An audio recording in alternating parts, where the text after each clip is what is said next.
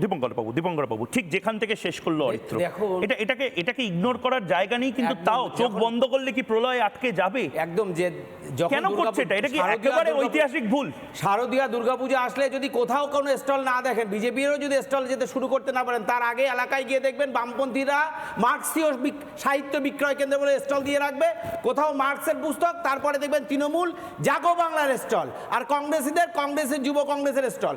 এরা যখন দুর্গাপূজা আসবে তখন তারা স্টল দেওয়ার জন্য রামকে দেখিয়ে সামনে ব্যবসা করার জন্য তারা চলে আসবে, কিন্তু যখন রাম মন্দির হবে তখন রাম মন্দিরের বাধা দেওয়ার জন্য সব রকম ভাবে চক্রান্ত করবে।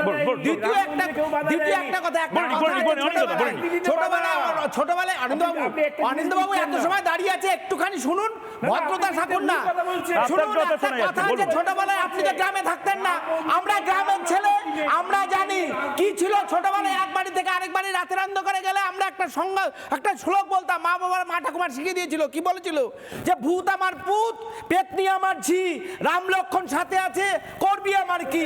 তা বাংলার পেতনিকে বলে বোঝাতে হবে না, আর রাম আর লক্ষণ, রাম হচ্ছে গিয়ে নরেন্দ্র দামোদর দাস মোদী, আর লক্ষণের ভূমিকা পাশ করছে আমাদের অমিত শাহজি। তারা রাম মন্দিরকে প্রতিষ্ঠা করেছে। আপনার সহ্য হবে না পেতনির বংশধর রামের নাম শুনলে, চিল্লাবে। তাই পেতনির যারা আছে সমর্থক, তারা এরকম করবে।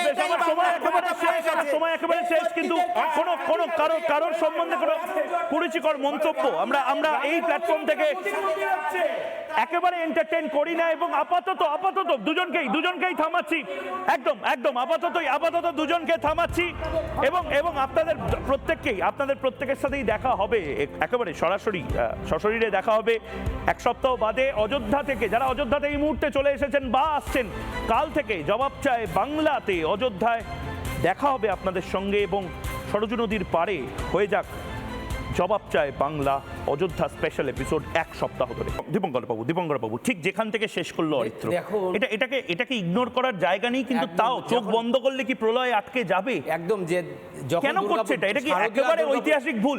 শারদীয়া দুর্গাপূজা আসলে যদি কোথাও কোনো স্টল না দেখেন, বিজেপিরও যদি স্টল যেতে শুরু করতে না পারেন, তার আগে এলাকায় গিয়ে দেখবেন বামপন্থীরা মার্ক্সীয় সাহিত্য বিক্রয় কেন্দ্র বলে স্টল দিয়ে রাখবে, কোথাও মার্ক্সের পুস্তক, তারপরে দেখবেন তৃণমূল জাগো বাংলার স্টল, আর কংগ্রেসের যুব কংগ্রেসের স্টল। এরা যখন দুর্গাপূজা আসবে তখন তারা স্টল দেওয়ার জন্য রামকে দেখিয়ে সামনে ব্যবসা করার জন্য তারা চলে আসবে, কিন্তু যখন রাম মন্দির হবে তখন রাম মন্দিরের বাধা দেওয়ার জন্য সব রকম ভাবে চক্রান্ত করবে। দ্বিতীয় একটা কথা, ছোটবেলায় অনিন্দবাবু এত সময় দাঁড়িয়ে আছে, একটুখানি শুনুন, ভদ্রতা থাকুন না। ছোটবেলায় আপনি তো গ্রামে থাকতেন না, আমরা গ্রামের ছেলে, আমরা জানি কি ছিল ছোটবেলায়। এক বাড়ি থেকে আরেক বাড়ি রাতের অন্ধকারে গেলে আমরা একটা শ্লোক বলতাম, মা ঠাকুমার শিখিয়ে দিয়েছিল। কি বলেছিল?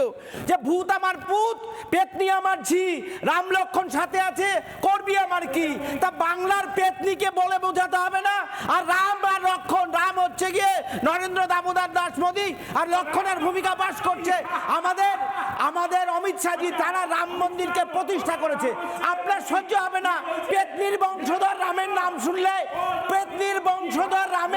শুনলে, চিল্লাবে। তাই পেতনির যারা আছে সমর্থক, তারা এরকম করবে। সময় একেবারে শেষ, কিন্তু কারোর সম্বন্ধে কোনো কুরুচিকর মন্তব্য আমরা এই প্ল্যাটফর্ম থেকে একেবারে এন্টারটেইন করি না, এবং আপাতত দুজনকেই থামাচ্ছি, একদম আপাতত দুজনকে থামাচ্ছি, এবং আপনাদের প্রত্যেকের সাথেই দেখা হবে একেবারে সশরীরে দেখা হবে এক সপ্তাহ বাদে অযোধ্যা থেকে। যারা অযোধ্যাতে এই মুহূর্তে চলে এসেছেন বা আসছেন, কাল থেকে জবাব চায় বাংলাতে অযোধ্যায় দেখা হবে আপনাদের সঙ্গে, এবং সরজু নদীর পাড়ে হয়ে যাক জবাব চায় বাংলা অযোধ্যা স্পেশাল এপিসোড এক সপ্তাহ ধরে।